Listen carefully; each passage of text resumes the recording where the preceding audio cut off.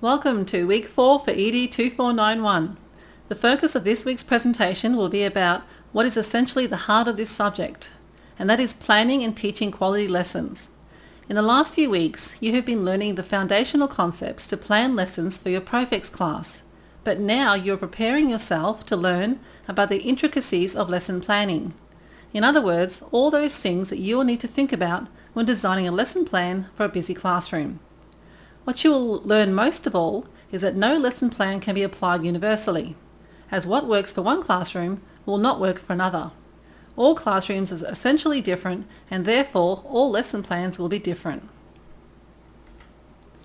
By the end of this week, you should be able to explain the link between lesson planning and overarching planning, meaning how one lesson plan stands within a larger scheme.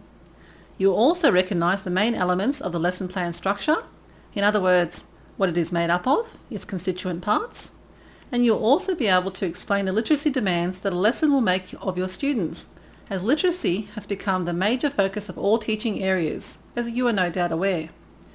You'll also learn how to write appropriate lesson outcomes using taxonomies, which is a skill that you will learn to craft and will become better at over time.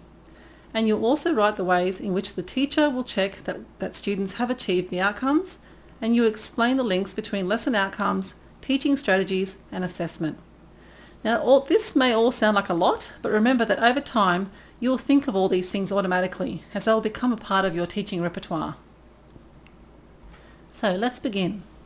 You have probably guessed it, and you feel it in your bones, that to be an effective teacher, you must plan, and plan some more. You simply cannot teach by just walking in a classroom and coming up with things on the spot. Not only will you be stopping and starting all over the place, but you'll also have an unruly bunch of children who are not sure what is happening and can become very challenging indeed. Therefore, to avoid this mayhem, teachers need to plan for everything. Now, not only do teachers need to plan for units, programs, sporting days, camps, musicals, excursions, and many more things, but also for all the possibilities that can happen in each and every lesson. For there are a multitude of things that can suddenly happen without the teacher even being aware. By having an effectively planned lesson, you can at least prepare for these things should they happen. But most of all, teachers plan lessons that have a purpose. And how do you know what the purpose of a lesson plan is? Well, it is the lesson outcomes. These outcomes are essentially the reason that the teacher is teaching the lesson in the first place. So, what is a lesson? Well, firstly, lessons vary in length according to the school and year level that they are being designed for. So let's define a lesson. A lesson is a learning, teaching episode that has a purpose to it. In other words, it is used in teaching for a learning purpose. To be more specific, we can say a lesson has a beginning, middle and end, and we can also include all the other elements of the lesson, such as the resources that you'll need to include, the script that you'll include about what you're going to say to your students, and all those other factors. But you can examine all these essential elements in the learning template that's provided for you in week 4, in the week 4 folder of LearnJCU. And that'll include all the elements that you're going to need to include in your own lesson plan.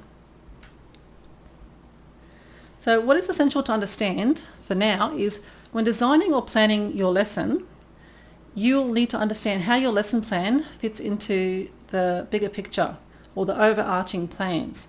This means the daily or weekly plan or unit plan, so where your lesson plan sits within those. You need to also ensure that your lesson meets the requirements of the syllabus, which is basically the curriculum that you're working from. There are different approaches to how curriculum is designed at the state and national level. The 3 approaches you'll be learning about is content or syllabus-based education, outcomes-based education, and standards-based education. Each of these have their similarities and differences, and you'll go through all these to understand how they work and operate, and how they basically determine how you're going to teach your lesson, or at least influence it. In the Queensland curriculum, the curriculum is organised into KLAs, which is known as Key Learning Areas. And each key learning area has a syllabus produced by the Queensland Studies Authority, known as the QSA. You're probably already familiar or have at least heard of the following, such as the Kindergarten Learning Guideline, the Early Years Curriculum Guidelines, which is for prep, the Essential Learnings for Years 1 to 9, and the Years 11 and 12 subject syllabi. All these curriculum documents work together with other documents, such as the national and state literacy policies. What most of you are no doubt aware of is that these curriculums are changing to the Australian national curriculum, and many schools have already made a complete transition. To find out more information, go to the ACARA website, and it outlines the Australian national curriculum and its standards. And no doubt some of you are already using this or familiar with it, and have an understanding that some schools already have made a full transition to using this curriculum. And in the future, all schools will be using the national curriculum. So to write an effective lesson plan, you will need to ensure that you read the relevant chapters in the learning guide and peruse the provided lesson planning formats that are referred to. However, you'll need to remember that you will only use the lesson plan format that is provided in the Week 4 folder in Learn JCU and no other plan. Some of you are probably thinking at this stage, but I know of many teachers who do not even write lesson plans. And what is essential for me to explain now is that although many of these teachers do not effectively write intricately detailed lesson plans, they are very experienced, and they all began where you are right now. They all had designed their own lesson plans. They'd all gone through the procedure of thinking of every single possible element and any situation that could possibly occur. And that's why at this stage they're able to do it what seems to be quite naturally, but they've actually developed that skill over a long period of time. If I were you, I would think of lesson planning like rehearsing, say such as for a stage play or something like that. It is essential for beginning and practicing teachers to rehearse in order to master their craft. So what does a completed lesson plan look like? Well, they vary according to the context, guidelines and policies that will shape them. Your lesson plan will have concise and achievable outcomes. It will include all the literacy considerations, because every teacher is a teacher of literacy. In fact, literacy is referenced in every key learning area, and you'll need to include it in every lesson plan. And I can't emphasize this enough.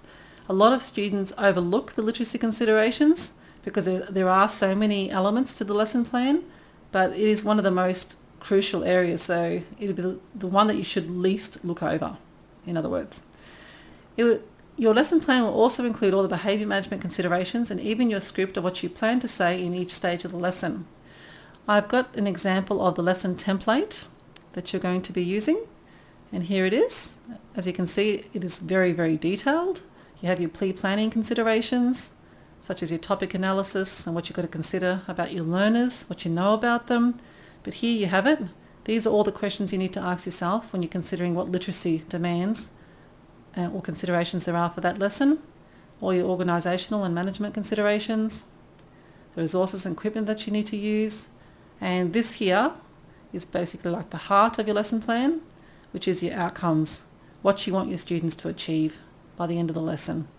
And these need to be concise and articulated so well to the point that if someone else was to grab your lesson plan, they'll be able to read the outcomes and know exactly what they have to do without anything being vague or unclear. You also have the procedure that you're going to implement in the classroom. So you obviously have your beginning, middle and conclusion, and your script and the questions that you can ask yourself when you're reflecting on your lesson plan at the very end. I've also got an example of a completed lesson plan that was completed at a very high standard. This lesson plan here is, as you can see, very detailed. The student has thought about the topic, the learner considerations in detail, what they know about the students, and here you go, you've got a very good examination of all the literacy demands, even to the words that they're going to be looking at in that lesson, what they're going to be thinking about with organisation and management. what resources, and here we have very well articulated lesson outcomes. As you can see, they're concise, they're not, too long, several sentences, they're very brief but very accurate and clearly something that another teacher would be able to follow. And I'll give you a copy of this on LearnJCU as well, so you can have a look at. See, very detailed.